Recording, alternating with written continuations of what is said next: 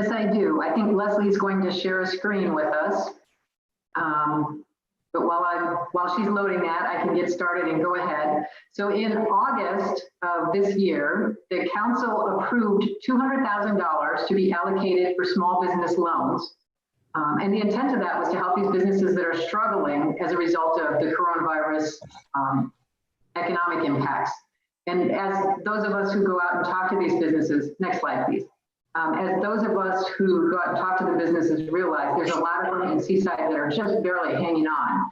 And so we wanted to come up with something to help them out. The intent was for the businesses to be able to apply for either $2,500 or $5,000 as a loan, just to help them get through during this COVID period. Their eligibility is pretty simple. We wanted to keep it easy. And so we made sure that they were in business prior to January of this year, that they had a valid business license, that there was positive cash flow for a year, and that they were current on their taxes.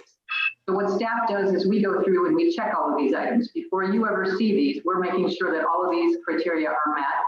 And then there's an online application that the businesses go to, and that's how they apply for these loans. Next slide, please. So we now have a little bit of help in community development. We were really short on people, and I have somebody who's working a few hours a day now to help me out with this.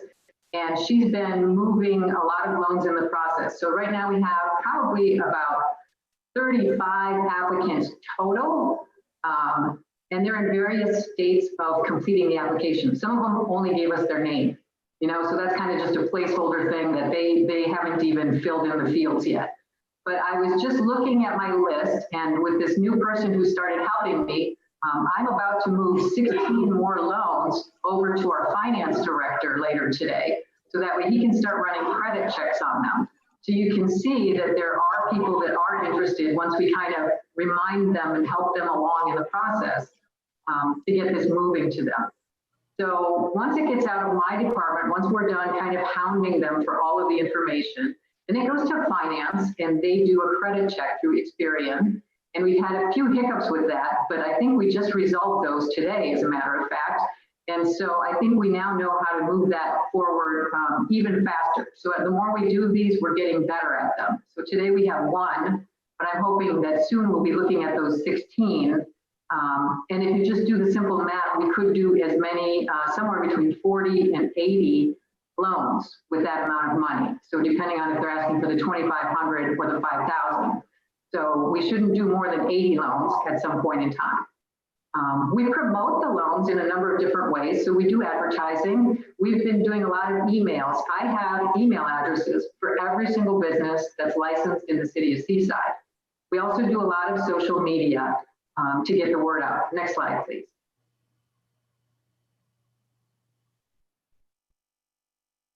And then just some of the technical criteria about the repayment of the loans. So once we end up having the statewide emergency declared over, payments will begin 90 days after that. So we wanted to make it so people aren't really going to have to struggle during the COVID period at all. And keep in mind, the maximum loan is $5,000. They'll have a 36-month repayment period, and we're keeping it just a simple 3% interest rate on the loan. So that's our criteria for the program. And we've tried to keep it fairly simple. Next slide, please. So as a result of all of the processing that we've done of the loans, we have the one that we're ready with today. And then as soon as we get those other 16 moving forward, we'll be calling another C-Jobs meeting, and then we'll have a bit of a longer meeting. So we'll give you more notice so that way we can allocate more time to process those loans. But today, the one that we have before us is for the dry green business. And that was in your packet that was distributed. So hopefully you had the opportunity to review that. But you can see that he met our criteria, that he's been in business for a period of time. He's positive with his sales. And so today we bring this to you for a decision on whether you wish the city to issue this loan or not.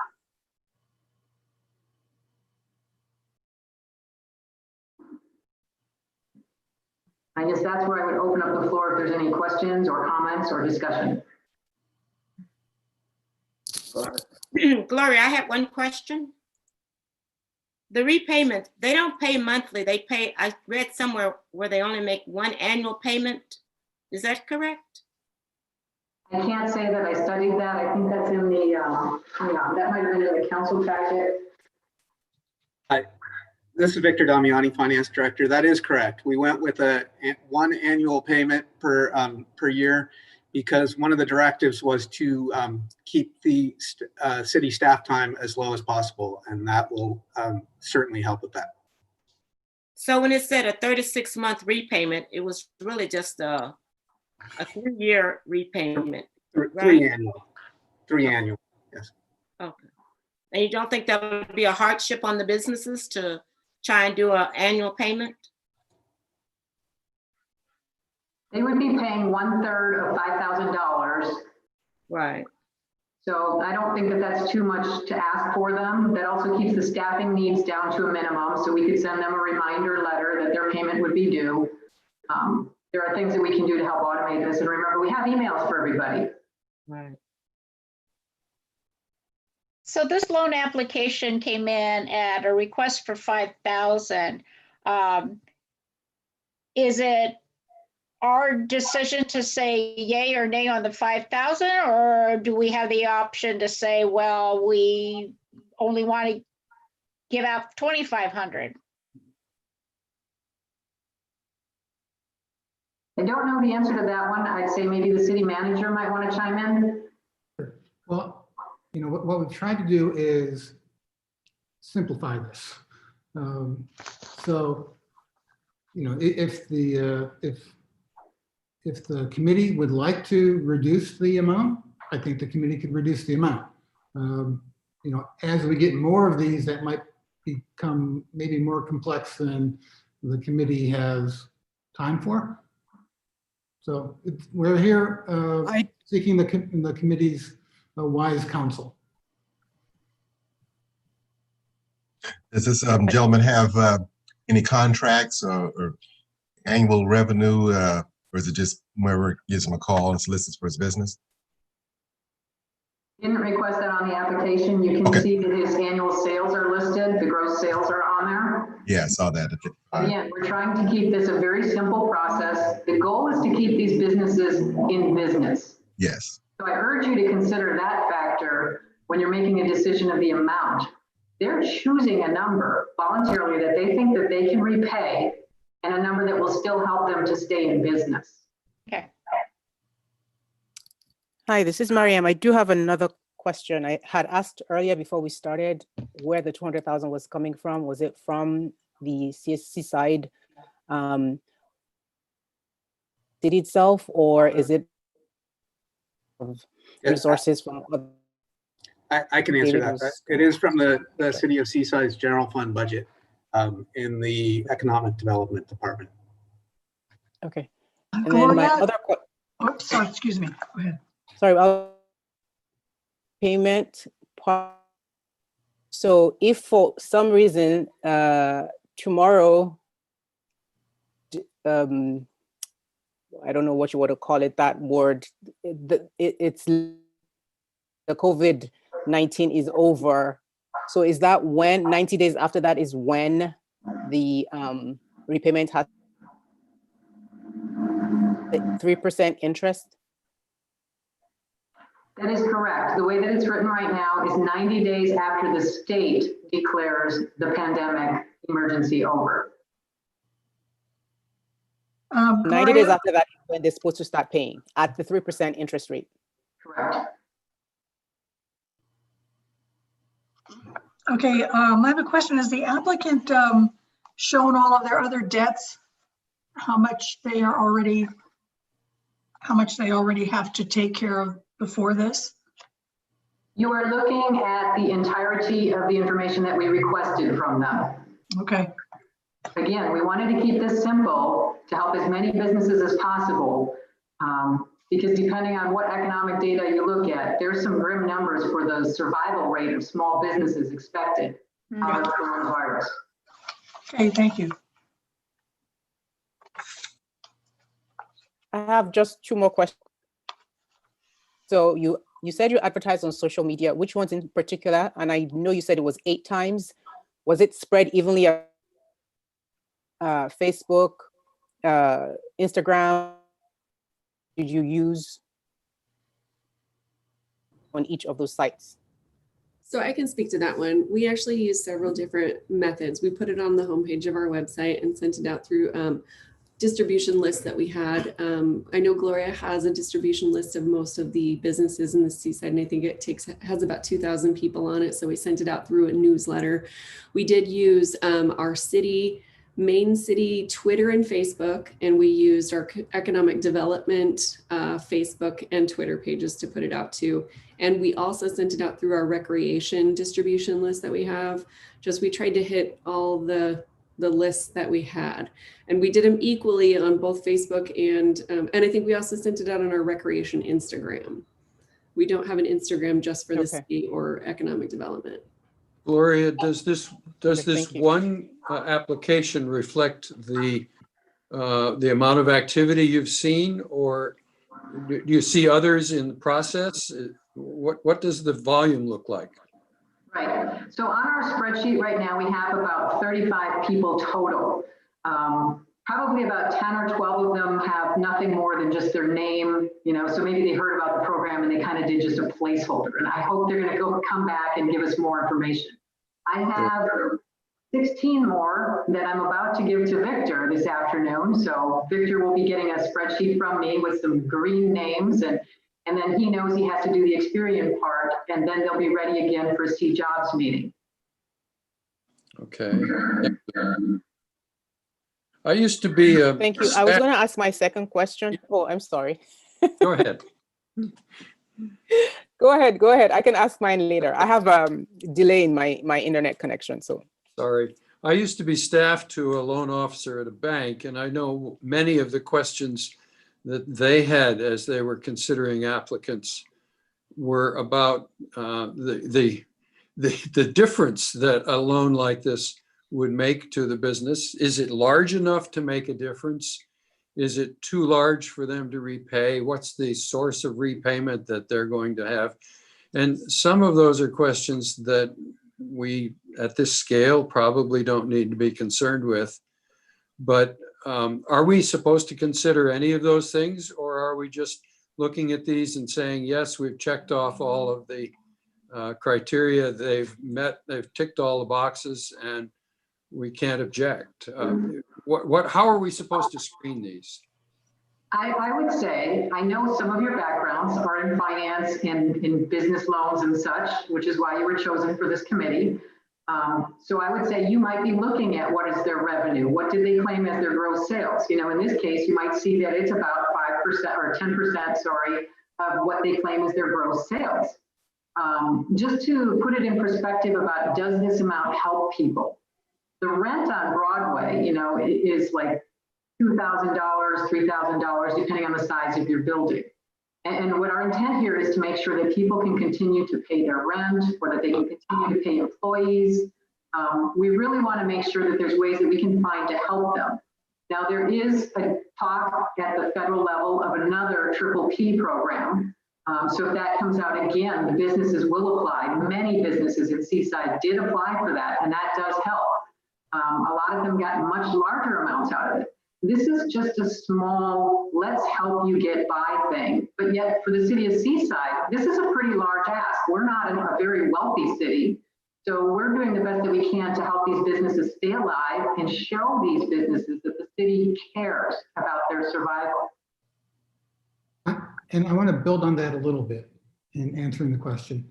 When this was discussed with the city council, we were very clear with them that we expect some good number of these loans to not be repaid.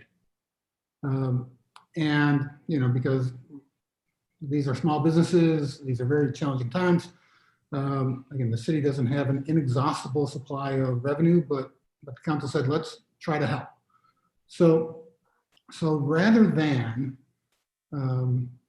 just saying no, I think that the committee, might say, well, maybe not 5,000, but maybe 2,500.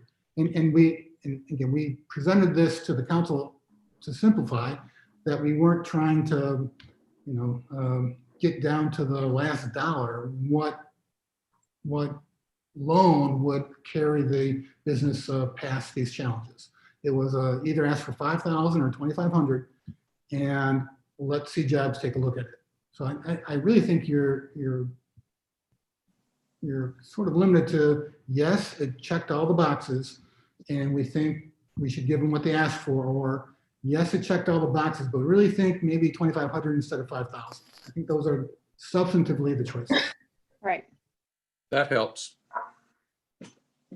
I think looking at it with the gross revenues at 55,000, looks like they run their business from home, and not knowing if they have any other income sources. I mean, yeah, it looks like this money will really be helpful and take a lot of pressure off somebody for their, monthly rent or mortgage payments, et cetera. And I firmly believe that if we step up as a city and dole out these loans, I mean, they understand what they're signing for when they fill out the application, and they understand the repayment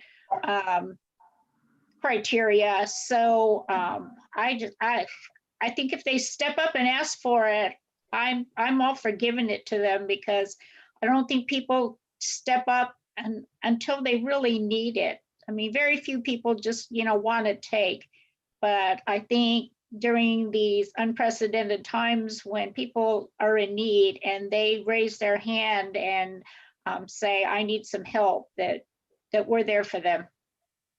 I think that these are very small loans, and I think what it is it just gives them a break on interest rates. If they took out this amount on a credit card, which most people can, they would be paying a lot more. And to give them a small loan, these are small loans at 3%. It's not a big burden. And I think if that keeps them alive for a little while, we need to do it.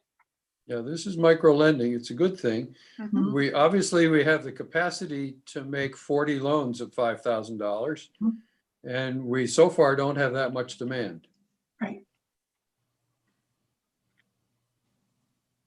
Second question was, you said that they are required to obtain technical assistance and then apply for subsequent validation as well. Do you know if that's what's turning them off and saying, I can't be bothered with all of this? That's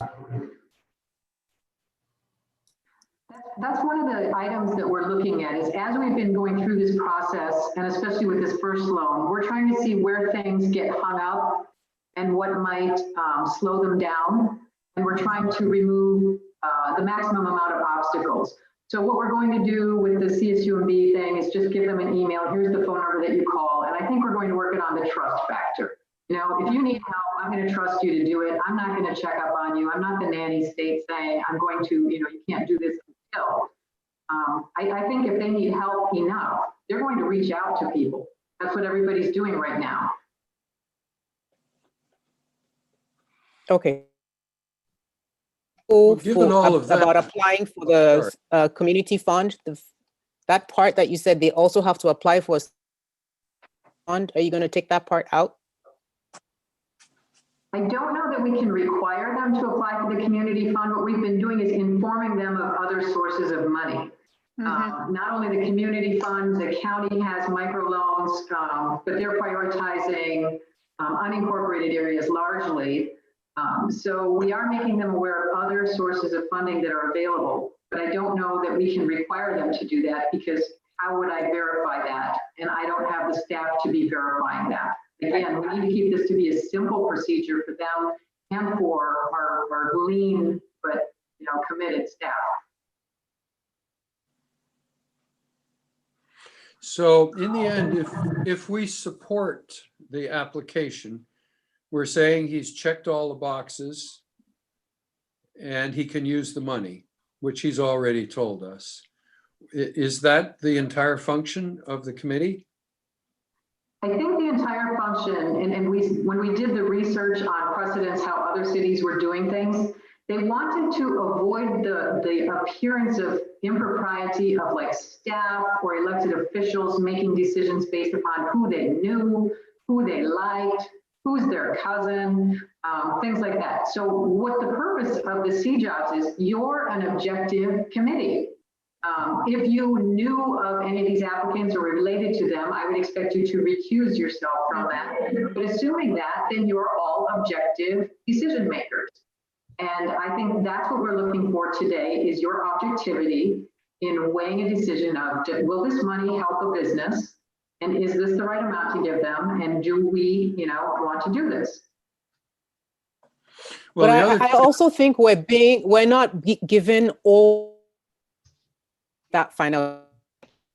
See, we have no idea what if they have or expenses are for us to say, oh my God, he applied for only $2,500. I think $5,000, because this is not going to cover all the expenses that this guy needs.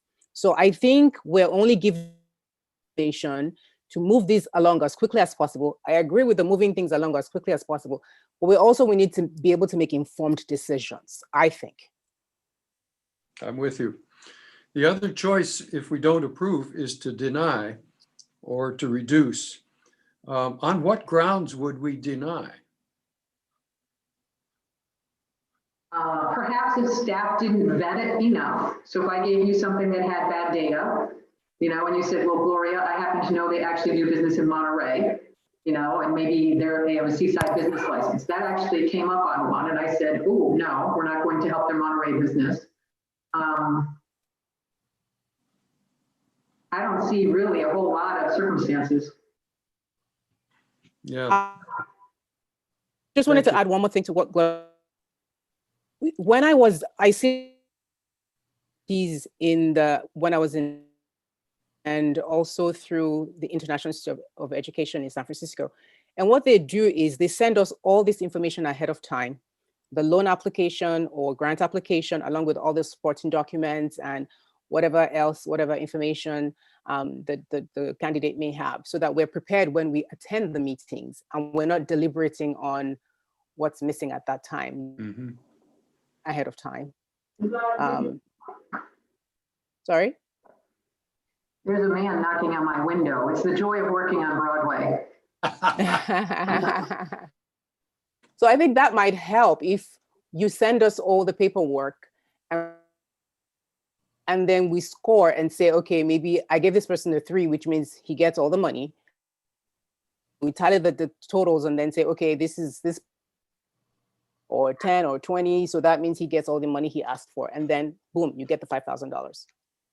I have a question about that. Is there any, in other words, this is confidential information to private individuals. We're not necessarily members of a bank or employees of that. Are we allowed to see these people's private information? I know the city's vetting it now. They're the ones looking at the private confidential information, but now how would that be for us all to have a copy of it, access to it, on liability? If I can jump in on that one, that was one of Yes. the ways we structured the application the way that we did, because you are a public, you are members of the public. If we have to follow transparency laws, if we provided it to you, then it would be required to be provided to the rest of the community. So there are things like you'll see I redacted their birth date on the application. There's also some other information we chose specifically not to ask for because we didn't want to have it. Then, because if we have it, we may have to. So it was definitely a tenuous balance with what we should collect, what should provide to the committee. One thing is we do not, and Victor can correct me if I'm wrong, like we don't provide sales tax revenue information for local businesses.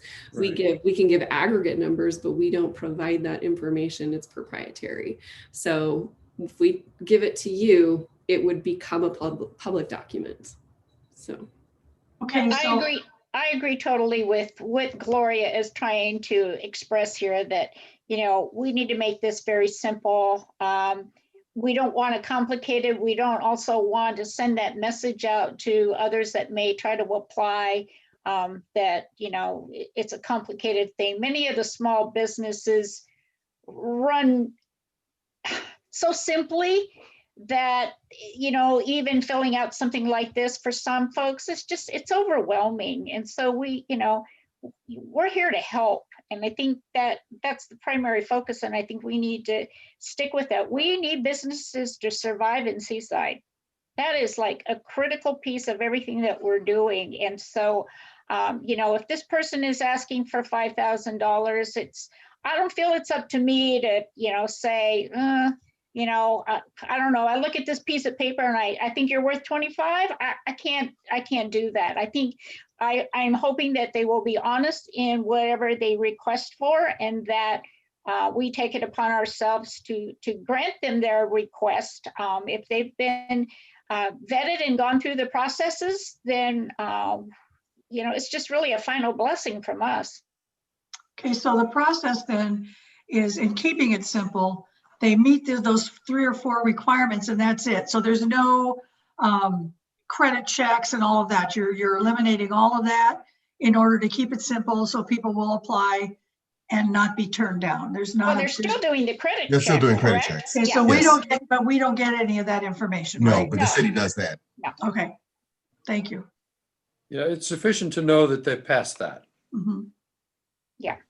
Yeah, I just think the dilemma is that we're trying to help the businesses, so we're not giving it the same review that I think you would a normal loan application. Right. or a loan Yes, process. yes. And as long as we do our due diligence and follow the guidelines that the council approved, then I think we as a group should feel comfortable in approving some of these that you might say, well, if it was a real loan process and it had different criteria, it might not pass. But based on what the criteria that we've been given, Yeah. it's probably close enough that we could approve it. So I think it's the due diligence that we owe the public, because it is public funds, obviously. Right. Yeah, that's it. When we bless these borrowers, we're saying they're good people in a way that puts us on the line instead of the city council. And that's okay. That's what we're here for. Yeah. But I think it's really important that we understand what we have and what we have not done in order to reach that blessing. Right.